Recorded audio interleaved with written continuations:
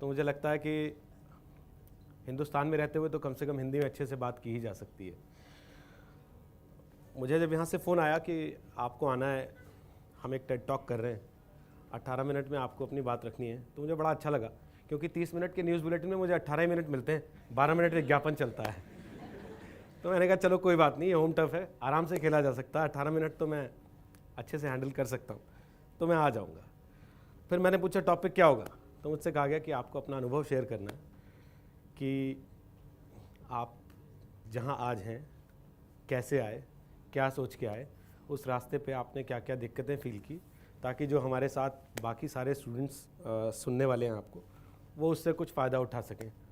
तो मेरे मन में आया, मैं उनको कैसे बताऊंगा कि मैं एक्सीडेंटली जर्नलिस्ट बन गया बनने तो मैं घर से कुछ और निकला था। Anyways, dates back around 1997। तब मैं थिएटर करता था और मेरे मन में था कि टीवी पे आना है, कुछ भी हो टीवी पर आना है। तो मैं थिएटर करने लगा। उस वक्त एक्टिंग का बहुत शौक़ था और करते करते करते करते 3 साल जब ग्रेजुएशन किया तो सब लोग कहने लगे कि तुम अच्छे एक्टर हो। ठीक है, एनएसडी जाते हैं, फिर तो हर अच्छा एक्टर तो वहीं जाता है। तो फिर मैंने एनएसडी का टेस्ट दिया। एनएसडी का टेस्ट देने के बाद 1-2 राउंड क्लियर भी हो गए। 1-2 राउंड क्लियर हो गए तो मैं एक ऐसे राउंड पे आ गया जहाँ से वो फाइनल सिलेक्शंस करते हैं अपने, पूरे देश भर से 16-17 लोगों को लेते हैं। उस फाइनल सिलेक्शन राउंड में जब मैं आया, साल 2000 में कोई बहुत ज़्यादा टीवी कलाकारों की इज्जत थी नहीं। आज तो फिर भी टीवी सीरियल्स में जो काम करने वाले लोग हैं वो स्टार्स माने जाते हैं। उस समय तक केवल फिल्म में आने वाला ही स्टार होता था और टीवी के कलाकार की कोई बहुत ज़्यादा सम्मान था नहीं देश के लोगों की नज़र में, उन्हें एवं ही समझते थे। तो मेरे बड़े भैया जो थे वो इंजीनियर थे, कंप्यूटर इंजीनियर। उन्होंने मेरे से पूछा, उन्होंने कहा कहाँ जा रहे हो? मैंने कहा मैं एनएसडी जा रहा हूँ। तो उन्होंने कहा ये क्या होता है? तो मैंने कहा जी नेशनल स्कूल ऑफ ड्रामा। तू ड्रामा करेगा? यहाँ कम करता है जो वहाँ जाके और करेगा।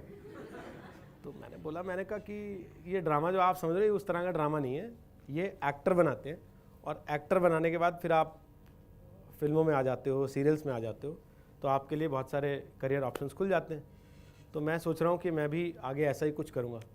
ओहो, तो तू बांड बनेगा? यही रह गया था, पढ़ाई कर लेता थोड़ी, इंजीनियर बन जाता। तो आई वाज शॉक्ड। मुझे लगा ये तो बड़ा गड़बड़ हो गया।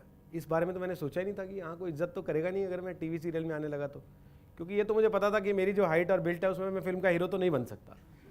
बनूंगा तो किसी टीवी सीरियल में कलाकारी बनूंगा, और फिल्म में आया भी तो भाई किसी का भाई बन गया, किसी का दोस्त बन गया, वहीं तक सीमित रह जाऊँगा। खैर, घर से ये लेसन लेने के बाद मैं जब एनएसडी पहुँचा तो वहाँ का एटमॉस्फेयर थोड़ा डिफरेंट था। कल्चरली मेरे लिए एक बहुत बड़ा शौक था, तो मैं वहाँ से भाग गया। 7 दिन की वर्कशॉप थी, मैं तीसरे दिन भाग आया। और भागने के बाद वापस घर आके मेरे फादर ने मुझसे पूछा, अच्छा तो तुम यहाँ से भी भागा है? कि मैं सब जगह से भाग ही आता था। तो उन्होंने कहा कुछ तय किया है, क्या करना चाहते हो जीवन में? तो ये वही वाली फीलिंग थी जो ऋतिक रोशन को आती है ना लक्ष्य फिल्म में, जब उसकी गर्लफ्रेंड अचानक उससे पूछ देती है कि भाई तू करना क्या चाहता है जीवन में, ये तो बता। तब मुझे लगा कि यार मैं करना क्या चाहता हूँ। मैंने अपने आप से बात की तो मुझे पता लगा कि भाई करना कुछ भी, आना तो मुझे टीवी पर ही है। करना मुझे कुछ ऐसा ही है जिसमें सब लोग मुझे जानते हो, तो वो कैसे करूँगा? फिर मैंने इधर उधर दिमाग दौड़ाया, तो फिर मैंने देखा कि अच्छा जर्नलिज्म, मास कम्युनिकेशन के एवेन्यूज़ हैं और लोग उसमें ज़्यादा जाते नहीं। अच्छा, मैं तो हरियाणा से आता हूँ और पीजी तक मैंने हरियाणा से किया है। हरियाणा की तो एक बहुत बड़ी समस्या ये है कि वो अंग्रेज़ी की उनसे दुश्मनी रहती है और हिंदी से दोस्ती हो नहीं पाती, तो 90% काम हरियाणवी में चलता है। और उस 90% काम हरियाणवी से चलने का मतलब यह है कि बहुत बार तो आपको बात पूरी कहनी भी नहीं पड़ती, इशारे में ही सामने वाला आपके लिए सीट छोड़ देता है, रास्ता छोड़ देता है, गाड़ी हटा लेता है, तो अपना काम चल जाता था। तो मुझे लगा सबसे पहले तो अच्छा भाषा पे काम करना पड़ेगा, कोई बात नहीं। तब से फिर मैंने अपनी भाषा पे काम करना शुरू किया कि कम से कम जब मैं मुंह खोलूं और मैं नहीं बताऊं कि मैं हरियाणा से हूं, तब तक किसी को ये समझ में नहीं आना चाहिए कि मैं हरियाणा से हूं। उसके पहले तो क्या होता था कि मुंह खोलते ही पता लग जाता था कि अच्छा आप हरियाणा के हैं, तो हम भी कहते हैं आज ही हरियाणा के हैं। तो वो कहता था ना हाँ पता लग गया, आपको बताने की ज़रूरत नहीं है। तो मुझे लगा कि सबसे पहले मुझे वो साफ़ करना है अपने उससे। और साथ साथ क्योंकि जर्नलिज्म में जाना है तो मुझे बायलिंगुअल होना पड़ेगा, मुझे 2 भाषाएं कम से कम आती होनी चाहिए। हरियाणवी आना या पंजाबी आना वो आपका एक एडेड एडवांटेज होगा, लेकिन आपको हिंदी और अंग्रेज़ी आनी चाहिए। फिर मैंने अपनी भाषा पे काम करना शुरू किया और करते करते 2 साल जब मैं पीजी करने के लिए यहाँ से हिसार गया, कुरुक्षेत्र से अपने घर से, पहला मेरा अपने घर से बाहर का अनुभव था। वहाँ जाने से पहले मैं अखबारों में लिखना, कुछ चिट्ठियाँ छप जाना, कहीं आर्टिकल छप जाना, कोई कहानी छप जाना, वो सब करता रहता था। अपना पूरा एक पोर्टफोलियो बना लिया था मैंने। छोटी छोटी चीज़ें थी लेकिन कटिंग चिपकाते चिपकाते बहुत सारे पेपर्स हो गए थे। जब मैं वहाँ पहुँचा पीजी करने के लिए तो मेरे टीचर्स ने पहले दिन पूछा कौन क्या करने आया है। तो पत्रकारिता क्लास में तो सब लोग क्रांति करने ही आते हैं, सब कहते हैं भाई हमको समाज बदलना है। तो 29-27 बच्चे थे। टीचर ने सबसे पूछा हाँ हाथ खड़े कर करके बताओ क्या करना चाहते हो। तो सब ने यही कहा कि भाई हम समाज को बदलना चाहते हैं, हम क्रांति करना चाहते हैं, जो कुछ हो रहा बड़ा गलत हो रहा है, हम इसको बदल देना चाहते हैं। मेरा नंबर आया। नंबर क्या आया, उन्होंने मेरे से बोला भाई तुमने हाथ नहीं उठाया। तो मैंने कहा सर ये जो कर रहे हैं मैं तो इतना नहीं कर सकता। बोले तो तुम जर्नलिज्म में किस लिए आए हो? मैंने कहा जी मुझे टीवी पे आना है और मैं चाहता हूँ कि मैं अपने घर से बाहर निकलूँ तो हर आदमी मुझे जानता हो। जब मुझे हर आदमी जानता होगा उसके बाद मैं सोचूंगा ना कि मुझे दुनिया बदलनी है कि नहीं बदलनी है। पहले मैं अपनी दुनिया तो सेट कर लूँ, दुनिया बदलने पहले चल पड़ा। तो उन्होंने मुझे बड़ी शाबाशी दी। उन्होंने कहा यार तुम कम से कम ईमानदारी से तो कर रहे हो, एक्सीडेंटल जर्नलिस्ट हो कि सोच के आए हो? मैंने कहा सर हूँ तो एक्सीडेंटल, लेकिन वो एक्सीडेंट 2 साल पहले हो गया था। तब मैंने डिसाइड कर लिया था कि अल्टीमेटली अब तो मुझे जर्नलिज्म में ही जाना। फिर उन्होंने मेरा पोर्टफोलियो देखा तो मेरे एक टीचर ने कहा तुम आए क्या करने हो, तुमको तो जाके नौकरी कर लेनी चाहिए कहीं, 2 साल खराब करोगे अपने यहाँ पे बैठ के, क्योंकि हम तो वही पढ़ाएंगे जो तुम कर रहे हो ऑलरेडी। तो मैंने कहा सर मैं क्या करूँ? उन्होंने कहा लुक फॉर एवेन्यूज़। मैंने जाके रेडियो में ऑडिशन दिया और मैंने रेडियो में काम करना शुरू कर दिया।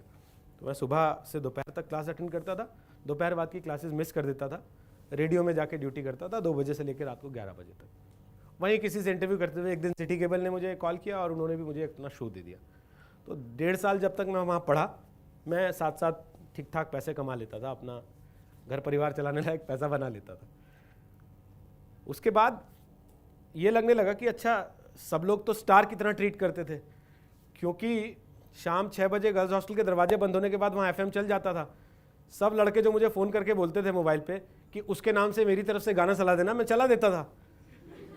तो वहाँ दोनों हॉस्टल्स में फुल टाइम शाम को 6 बजे के बाद FM चलता था और मेरा शो चलता रहता था। सो मुझे जो स्टारडम मिल रहा था, मुझे लगा कि यही तो चाहिए था, यही तो करने आए थे अपन इधर। लेकिन फिर मैंने एक दिन सोचा कि भाई यही इतना ही था क्या? नहीं तो 2 हॉस्टल के बाहर के अलावा कोई जानता ही नहीं अपने को, कैंपस से बाहर निकलते हैं तो किसी को मालूम ही नहीं कौन है। अच्छा सिटी केबल पे शो आ रहा था तो 2-4 कहीं किसी ने, आप किसी दुकान पे आप खाना खाने चले गए तो उसने पूछ दिया अच्छा आप तो वही है ना, या कहीं आप कुछ सामान खरीदने चले गए, अरे अरे अरे भाई साहब आप तो वही है ना। तो मैं सोचता था कि नहीं नहीं यार ये नहीं, अपना थोड़ा मामला इससे बड़ा होना चाहिए था, ये स्टक हो गया है, थोड़ा कुछ और सोचना पड़ेगा। Then I moved out of that place. I came out for internship in Delhi. एक चैनल ETV नेटवर्क था, मैंने वहाँ इंटर्नशिप किया। उन्होंने मेरे से कहा कि आप ज्वाइन करेंगे? मैंने कहा सर मुझे कोई आपत्ति नहीं है, लेकिन मेरा 1 सेमेस्टर भी बचा हुआ। तो उन्होंने कहा देखो नौकरी तो 1 सेमेस्टर देख के आएगी नहीं, नौकरी तो अभी आई है, तुम्हें करनी है तो कर लो, नहीं तो जाओ अपना 1 सेमेस्टर पूरा करो। तो मैं अपने टीचर्स से बात की, उन्होंने कहा कि अल्टीमेटली डिग्री किस लिए कर रहे हो? मैंने कहा सर नौकरी के लिए। वो नौकरी मिल रही है ना? मैंने कहा तो डिग्री जूनियर बैच के साथ कर लेना, 1 सेशन ही तो छूटेगा, वो एग्ज़ाम बाद में दे देना। मुझे लगा इतना सपोर्ट है तो फिर क्या दिक्कत है, मैं एग्ज़ाम देने आ जाऊँगा। और फिर मैं चला गया यहाँ से दिल्ली, मैंने ज्वाइन कर लिया एज अ रिपोर्टर। और 4-5वें दिन ही मुझे एहसास हुआ कि जितना मैं सोचता हूँ, जितना हमें घर बैठ के टीवी देख के लगता है स्टारडम ये वो, उतना आसान है नहीं। एक पत्रकार को एक फौजी का जीवन जीना पड़ता है, 24 घंटे उसको एक डॉक्टर की तरह अपने टोज़ पे रहना पड़ता है।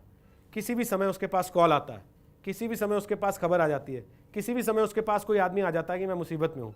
आजकल तो ऐसे भी लोग फ़ोन कर देते हैं जी हमारी बाहर वाली नाली में पानी रुक गया है और ये हमारे पड़ोसी जो है इन्होंने गाय पाल रखी है, गोबर डालते रहते हैं उसमें, हमने कई बार शिकायत कर ली, इनका आप कवर